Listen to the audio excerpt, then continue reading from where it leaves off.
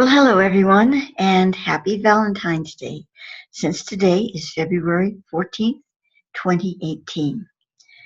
This is sort of an impromptu. I've had several people really concerned about the whole pole shift thing that's going on.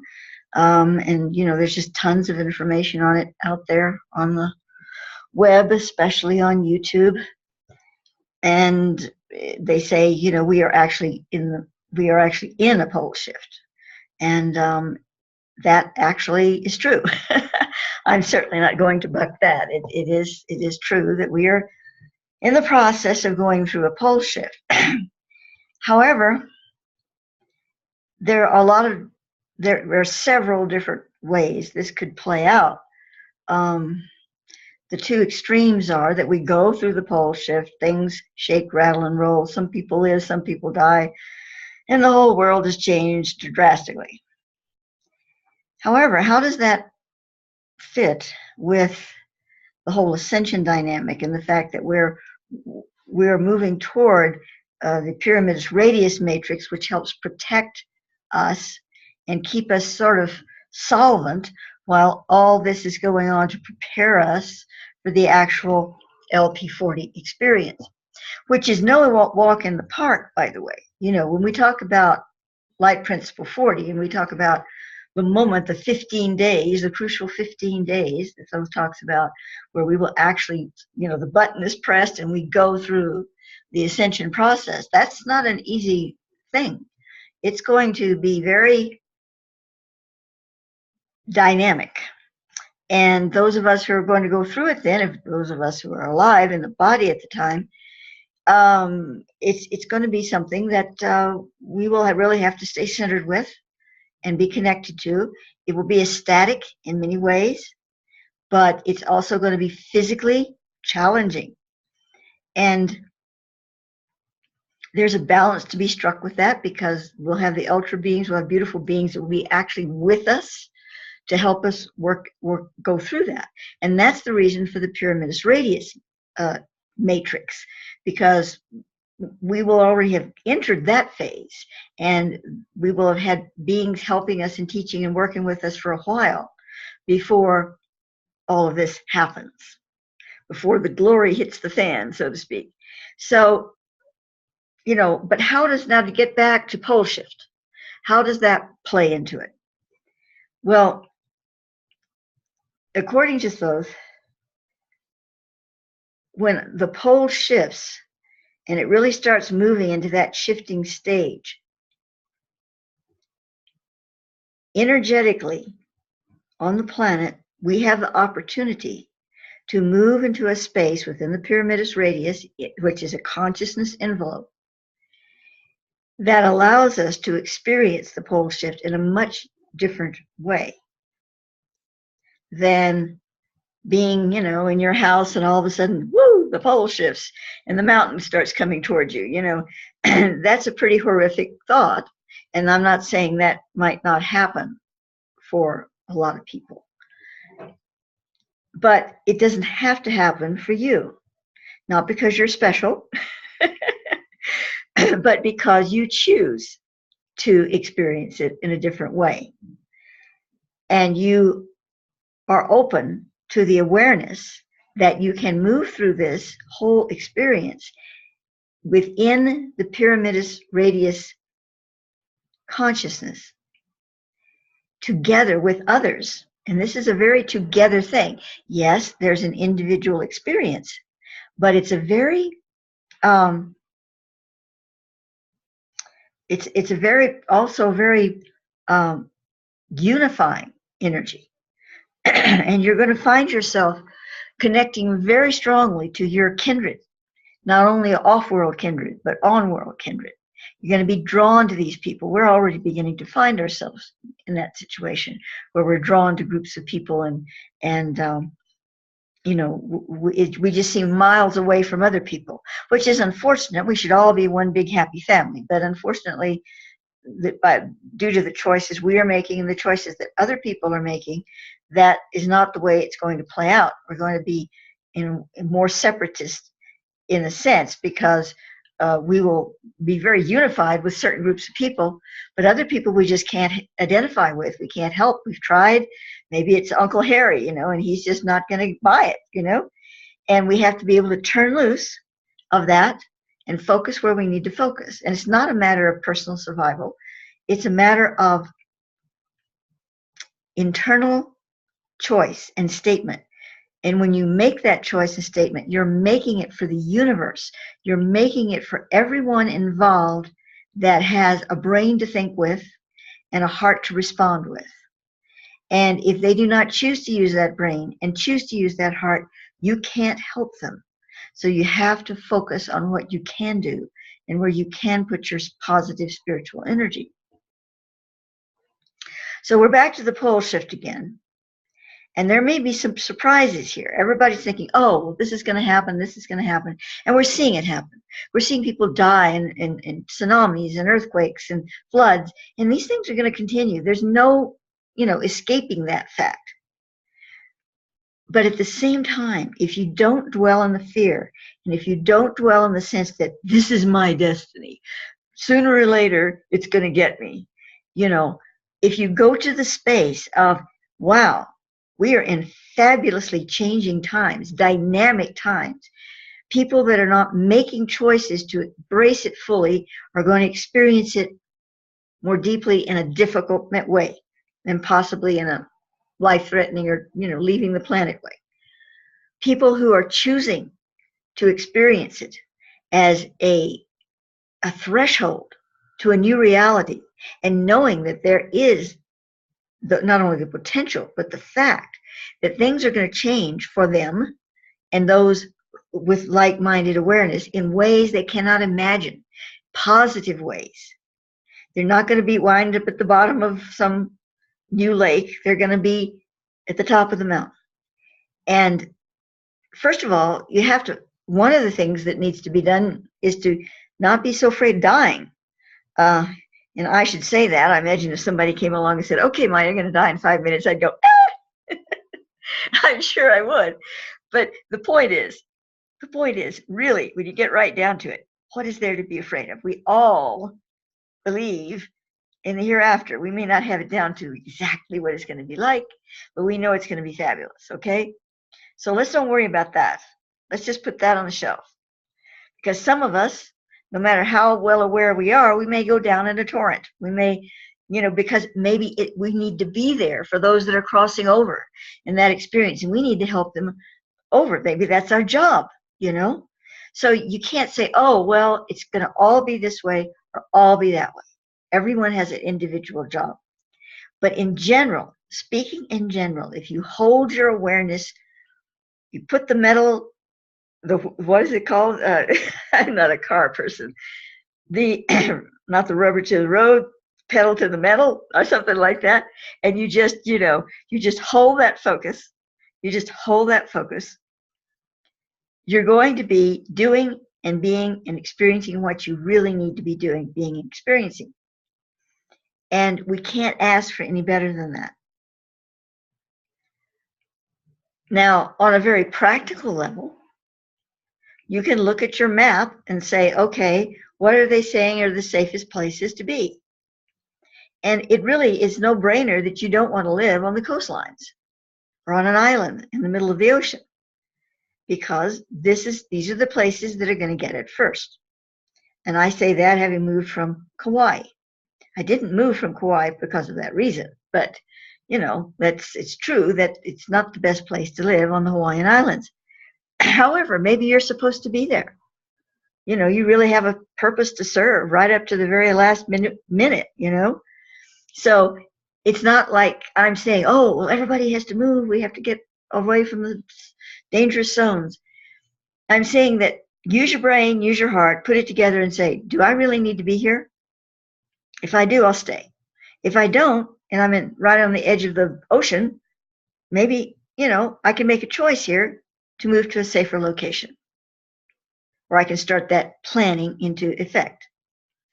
So, but anything you do, if you do it in fear and feeling that you're in a desperate situation, You will be in a desperate situation, and you will remain in a desperate situation until you change that mental pattern. Now more than ever, what we think is creating our reality. Where we put our emotions, where we put our focus, is creating that reality. And I had come to you speaking this not as someone up on top of the mountain, but down in the valley. I have my days, believe me. Excuse me. Still recovering from the flu here. But I'm not going to berate myself for that, because I keep turning myself back and focusing where I'm telling you to focus right now. And that's what we have to keep doing, keep doing, keep doing. We're training a little puppy. And that little puppy is in our brain. And you have to keep lovingly but firmly guide him back, hurt him back, guide back, guide back, guide back. Because right now is our training ground. You know, there are a lot of these superhuman movies that are coming out now. Usually they're teenagers, they're young teenagers, and they find they have some kind of super strength, x-ray vision or whatever. And, you know, they go through this whole process of first rejecting it, because they want to be like the other kids. And then they go through this whole process, and it's really amazing. I watched several of the very good shows on it. And I like them because what it's really showing us, these shows, is that we are developing our superhuman talents within the inner being. We are changing into the beings we truly are. And it may not seem like it sometimes, but that is really what is going on. Because when we fully get within the pyramidus radius matrix, we're going to be experiencing our physicality in an entirely different way. Well, not entirely different, but in a major and different way, in preparation for the whole LP40 thing. And it's already beginning to happen. And sometimes, you know, we call them ascension symptoms, and we're going through all this awful stuff, and oh my God, this and that, and this, oh, I'm having ascension symptoms, never ending, oh, it's awful. But, you know, it's just the rough edge. We're moving towards something that's going to allow us to see why we had to go through these rough edges, because then we're going to start being able to adapt in that modality, because that is the true platform of operation. It's the modus operandi. We're off on the edge of the warped record here, going whoa, whoa. And we got to get back into the zone where we were meant to be, and that zone is playing a lovely melody, you know. So this whole process, including all this planetary stuff and the tsunamis and the cataclysms and all of that, it's all part of it. And if you let it get you, if you let it tell you what your future is going to be, death, destruction, glub glub, the end of all, then you're going to go right down the drain, you know, because that's what you've chosen. Instead, you can open the door like this picture here and step through. Just step through.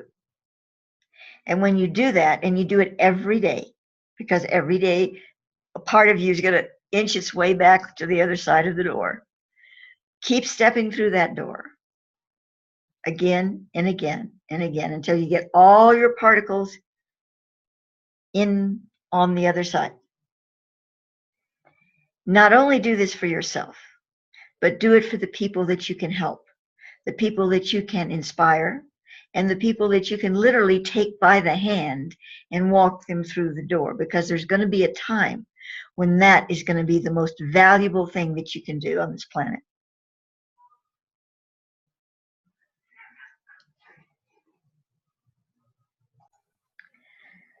And so that is the place I'm feeling from what I received from Thoth and all of the information I've received and all my internal feelings coming together.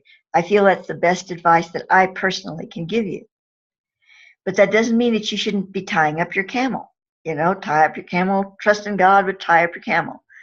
And tying up your camel means, unless you feel that you need to be in an unsafe zone for a purpose, get out of that unsafe zone. As best if you can't do it right away, well, think about how you can do it. Not in desperation, but thinking about it in the sense of, well, if I choose to survive on this planet in a viable way, I can help others more.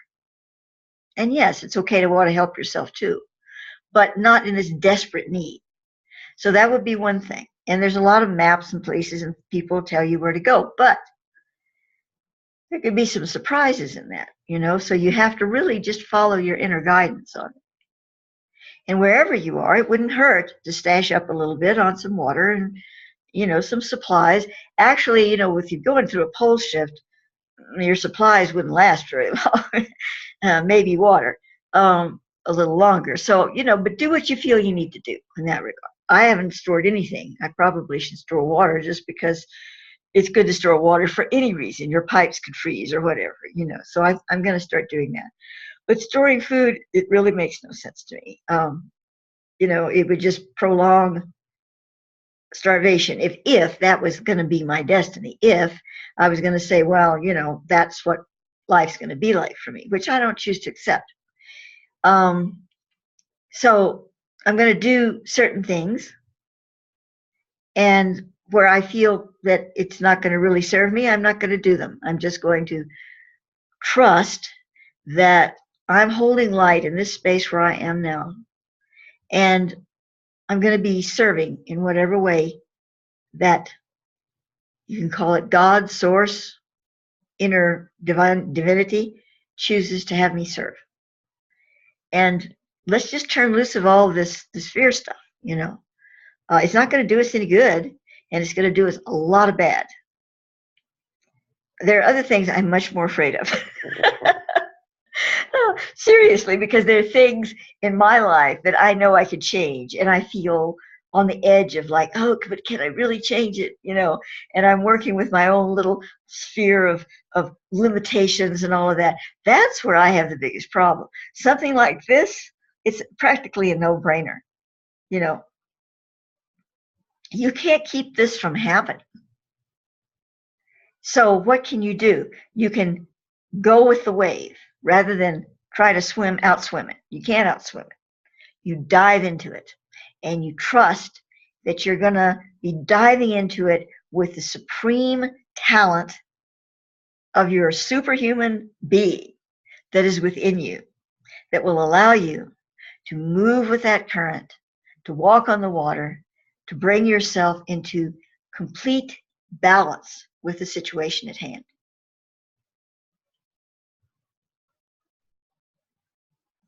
And it wouldn't hurt for people to come together in groups to work with this together. And if they can't physically so much, sometimes, you spread out all over. You can do it on the Zoomcasts, or, just come together regular basis and work with those energies. Maybe it's something that I'll start, come to think of it, I might do that. I have the equipment and the whatever. Maybe we'll start doing that. And just work with it. And I'm not talking about deep meditations or anything, but there are other ways that could come about to do that. Because the more, one or more gathered together, it's a truth. And so anyway, I've talked too much so far, sure. So I'll stop now. But let's just hold that accord of light together and move forward with it. So my love and best wishes to you all on this day of the heart. And so it is.